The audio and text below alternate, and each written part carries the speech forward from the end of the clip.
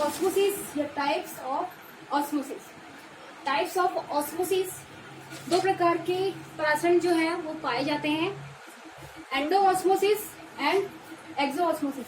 Endo osmosis को हम कहते हैं अंतर परासरण, जबकि एक्सो ऑस्मोसिस को हम कहते हैं बहिः परासरण।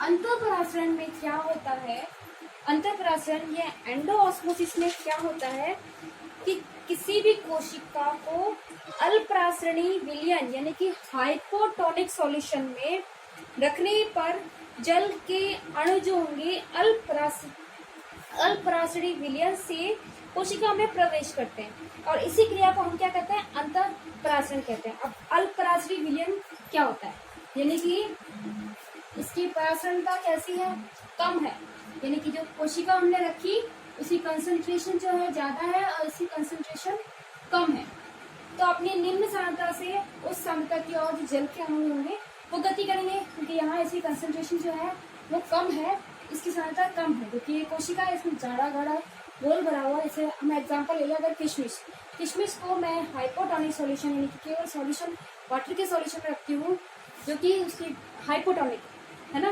तो अपनी वाटर के मॉलिक्यूल जो है अपनी कम सांद्रता से उस सांद्रता की ओर गति करेंगे, तब तक मूवमेंट करेंगे कि दोनों की सांद्रता बराबर ना हो जाए। जो मेम्ब्रेन है सेल मेम्ब्रेन, वो सेमी परमेएबल मेम्ब्रेन का काम करेगी। अब क्या होगा कि वाटर के मॉलिक्यूल अंदर जाएंगे और सेल जो होगी वो कैसी हो जाएगी, टर्गिड हो जाएगी या फुल जाएगी। इसी को हम क्या कहते हैं, अंतर परासरण। या दूसरे शब्दों में कहूँ, जल का किसी भी तंत्र में परासरणी प्रवेश यानी कि अपवाद में झिल्ली से विसरण जो हो रहा है या विलायक के अणुओं का गमन जो हो रहा है उसे हम परासरण कहते हैं। तो परासरणी प्रवेश जो हुआ इसे हम क्या कहते हैं, एंडो ऑस्मोसिस कहते हैं या अंतर परासरण कहते हैं। ये सॉल्यूशन है वो कैसा है, हाइपोटोनिक। ये इंपॉर्टेंट भी है, कई बार इसमें पूछा गया है difference between endo osmosis and exo osmosis.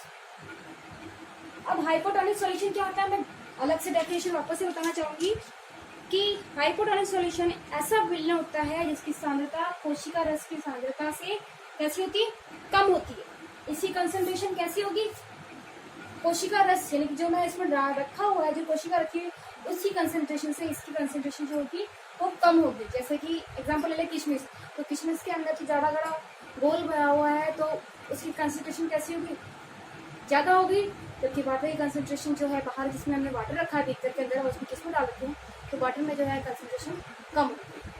तो इस तरह से एंडो ऑस्मोसिस जो होता है वो होता है। एक्सो ऑस्मोसिस में क्या होता है, एक्सो ऑस्मोसिस में क्या होता है कि बहिः परासरण भी कहते हैं हम। इसमें क्या होता है, जल के अणुओं का बाहर निकलना होता है, यानी कि इसे बहिः परासरण भी कहते हैं।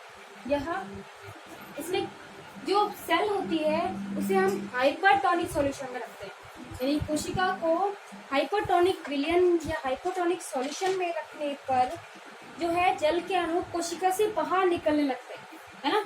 जो वाटर के मॉलिक्यूल है वो थोड़े बहुत भी जो अंदर थे वो बाहर निकलने लगते हैं और जो सेल होती है वो बिल्कुल फ्लैसिड हो जाती है, कुछ इस तरह से, है ना, फ्लैसिड हो जाती है, मुरझा जाती है, बिल्कुल सिकुड़ जाती है। वापस से देखना, हाइपरटोनिक सॉल्यूशन क्या होता है, हाइपरटोनिक सॉल्यूशन यानी कि ऐसा सॉल्यूशन जिसकी कंसंट्रेशन कोशिका रस की सांद्रता से अधिक हो, यानी कि इसकी कंसंट्रेशन कैसी है, ज्यादा है, इसकी कंसंट्रेशन जो है वो कम है। कंसंट्रेशन इसकी ज्यादा है और इसकी कम है, तो क्या होगा, ऐसा विलयन जिसकी सांद्रता कोशिका रस की सांद्रता से अधिक होने के कारण क्या होगा, जो वाटर के मॉलिक्यूल है वो अपनी लो कंसंट्रेशन से हाई कंसंट्रेशन की ओर आने स्टार्ट हो जाएगी और जो सेल जो होगी वो कैसी हो जाएगी, फ्लैसिड हो जाएगी। और जो मेम्ब्रेन है सेल मेम्ब्रेन वो सेमी परमेएबल मेम्ब्रेन का काम करेगी। यहाँ हम एग्जांपल ले लें किशमिश का। किशमिश को अगर मैं किशमिश लूँ, एक फ्रेश किशमिश लूँ और उसे हम किस में रखें, गाढ़े गाढ़े सॉल्यूशन में रख ले, या हम उसमें चाशनी में रख ले या ग्लिसरीन में रख सकते हैं। तो ग्लिसरीन में रखने के बाद मैं देखती हूँ कि कुछ समय बाद जो किशमिश होती है वो बहुत ज़्यादा मुरझा जाती है, जो पहले साइज था उससे और ज़्यादा मुरझा जाती है। या हम ले लें जो टेडेस्केंशिया लीफ होती है, उसका भी हम एग्जांपल जो है उसमें ले सकते हैं। तो इस तरह से एक्सोऑस्मोसिस जो होता है ये एक ऐसा प्रोसेस है जिसमें क्या होता है, जल का किसी भी तंत्र में से परासरणी निकास यानी कि वाटर के मॉलिक्यूल का बाहर निकलना, इसी को हम क्या कहते हैं, बहिर्परासरण कहते हैं। अगर हम इस तरह से देखें, यदि कोशिका को अति परासरणी विलयन में, यानी कि जिसकी सांद्रता या ऐसा विलयन जिसकी सांद्रता कोशिका रस की सांद्रता से अधिक हो में रखा जाए तो जल के अणु कोशिका से बाहर निकलने लगते हैं, वाटर के मॉलिक्यूल बाहर निकलने लगते हैं और इसी को हम बहिर्परासरण या एक्सोऑस्मोसिस कहते हैं। नेक्स्ट टॉपिक में हम पढ़ेंगे परासरण का महत्व या इम्पोर्टेंस ऑफ ऑस्मोसिस, कि क्या इम्पोर्टेंस जो प्लांट के लिए, हम प्लांट से रिलेटेड पढ़ रहे हैं, प्लांट वाटर रिलेशन पढ़ रहे हैं, तो हम ये देखेंगे कि ऑस्मोसिस हमने क्यों पढ़ा और प्लांट का इनसे क्या संबंध है।